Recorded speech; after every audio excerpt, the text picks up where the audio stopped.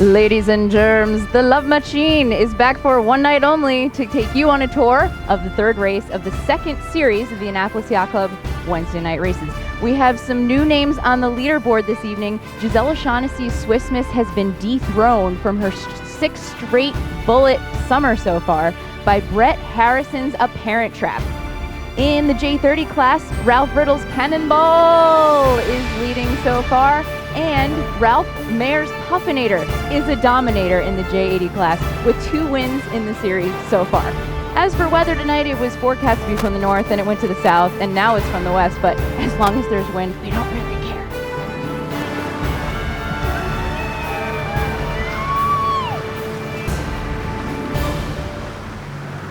Who doesn't love a downwind start?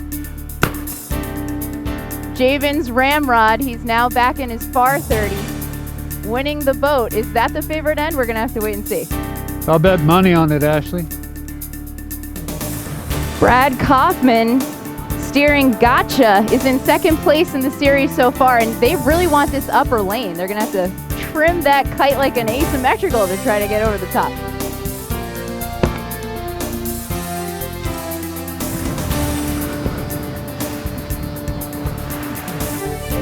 You brought a horn to a gunfight, Ashley.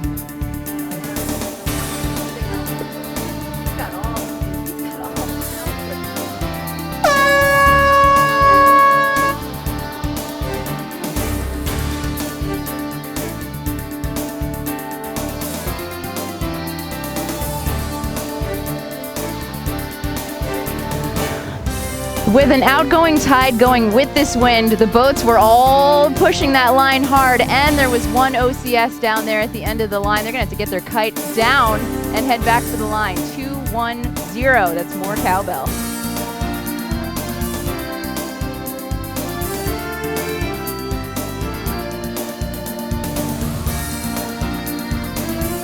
And right here in front of you, Santa's Reindeer chose to start right near the boat, and they are trying to secure their lane on breakaway, doing a fanciful job breaking overlap.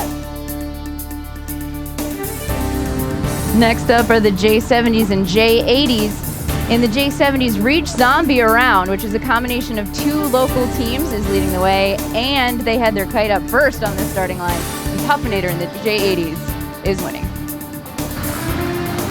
J70 Moxie, our winner from Series 1, is having to make up for a DNC in the first race last week. And a bullet, the first week. Last week they won. And they're doing quite well in this race, cheersing over a beer. Well, Ashley, Osprey in the J80 class looked like they got sconed on that start. Well, I think they sconed themselves. They decided not to put a kite up, which means they will be able to sail deeper than everybody, but, I mean, you're an important guy. I think we need to call a referendum on this call. What do you think? Oh, I was just going to say that, too. A very long starting line has the Etchells fleet spread all the way out across the course. Razzle Dazzle is our course leader, but down with the green kite leading the way is Solsidon. Coming down the right-hand side is Eduardo Especial. Eduardo Especial is owned by Ed Holt, and he sails with his son, age 5, Tyler, right behind him. Yeah, he disappeared, Ashley. He saw the camera and went hiding. He's a Bill Drac. Dogs in the house. Carumba is right here chasing down the Razzle and Boxing Day. I tell you, there's no boat out there as consistently as fast and well run as Jose Fuentes, so they better look out in their wind shadow because they're coming. Charles Eng's GP42 usually wins the race to the finish line, but more importantly, they always win the race to the dock. Always first in. They're the biggest boat out here and the fastest.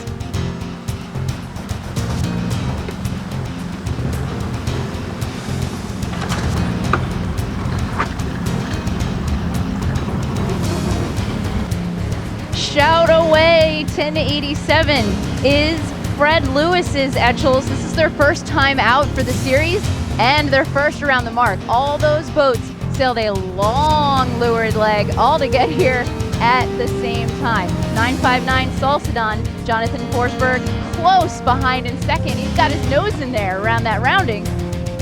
Ooh, Razzle got in there too, eh? Razzle's gonna come shooting up right there, easy on the jib to let the bow come up. Very nice work by their jib trimmer, Catherine Gudere.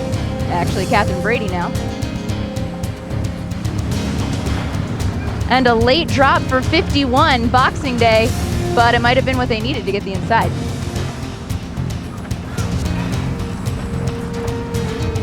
I always like this class, Ashley. They always seem to be really packed in tight. They are always so tight, and I love seeing those big sharp bows swing within centimeters of each other. It just gets your heart going.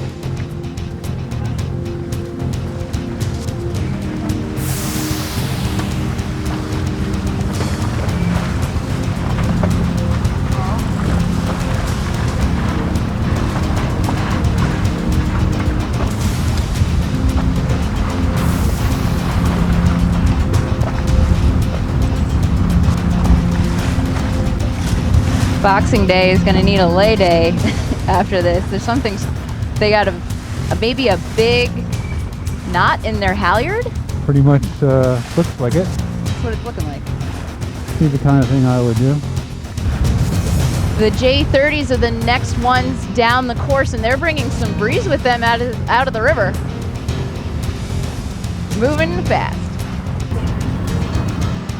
J30 Valhalla, Steve and Catherine Bartleman first around this mark. They're ready to start claiming their top of the leaderboard spot once again.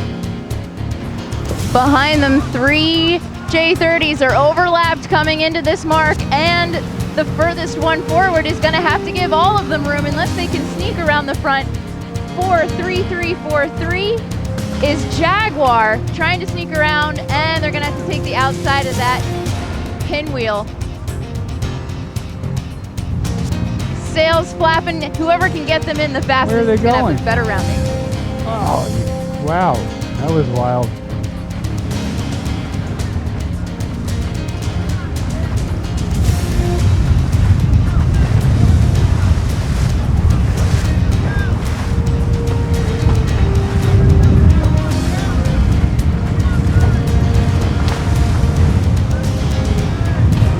Looks like a little confusion on that. Yes, a big, massive lefty just came down when everyone tried to get around that mark, which changed everyone's exit angles from the mark. Going from bad to worse. Infectious Smile kept 63242 so high that they had to backwind their jib to get out of that situation. Meanwhile, Infectious Smile is a little bit stuck. I think it might be a jib sheet problem around the tactic.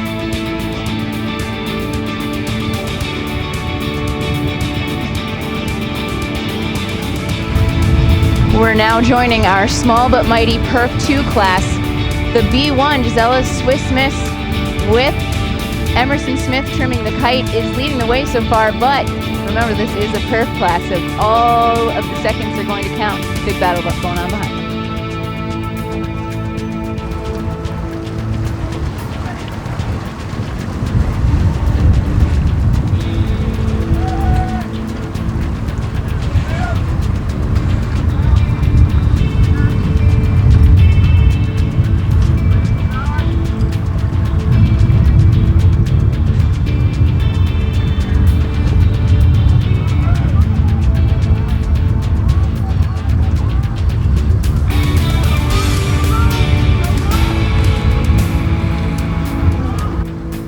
Actually, this doesn't look good. I know, they're going a little too fast, but they were very smart to call no room on Revolution right behind them, who is doing a late drop, trying to catch up to everyone in front of them. They need somebody up there helping Grant on the bow.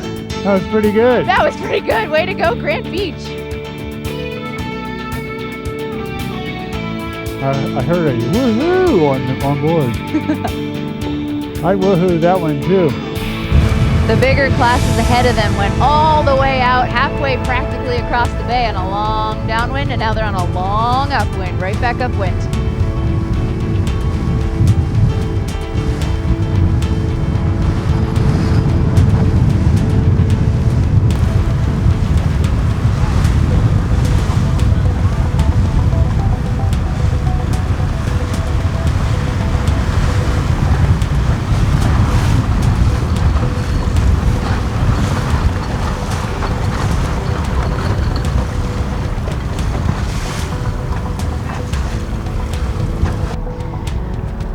Fred Lewis and John Shanahan's Shoutaway still leading the Etchells. They've opened up their lead to maybe 15 seconds, which is a little better than the leeward mark, but they still have a lot of race course left to go. 1260, that's Alan Kelly's Playmaker. They extended off of the Nun just a little bit to get a higher lane. Let's see if it works out. You know, actually, the best thing about Aunt Jean is the leech on that Genoa. I'm going to give you a nice close-up of that. It has more scars than those men sitting around in that movie Jaws talking about where all of their love marks came from. And the reveal. Look how many people are on that boat. I'm going to guess 15 or so. That's Jimmy Sager-Holmes' light air crew, actually. Hey, he's got a lot of friends. When it blows hard, he told me he races with 7.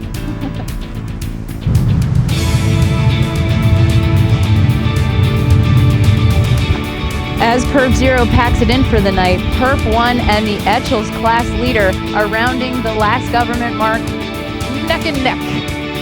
2 class leaders back to back.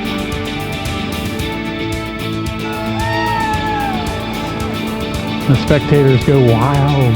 It's a perfect night for it, especially right here at the finish line. Harold Mangold Seeberger is killing it in the Perf 1 division this year. He is from Austria and named the boat Seeberger because it is a nickname for anyone from the Australian province of Vorarlberg. He's all Annapolis now, showing his stuff. And in the Etchells class, leading all the way around the course, is Shoutaway. Congratulations, Fred Lewis and John Shanahan. Well, what looked to be a light start for the evening turned into a fantastic westerly out of the Severn River. Gorgeous evening. Thank you so much, Annapolis Yacht Club, for hosting another incredible Wednesday night race. The Boatyard Bar and Grill video boat provided the video tonight, and our producer behind the camera, Bruce Nairn, thank you for joining us. I'm Ashley Love from TGB TV. We'll see you in 2 weeks, because next week is off for the 4th of July.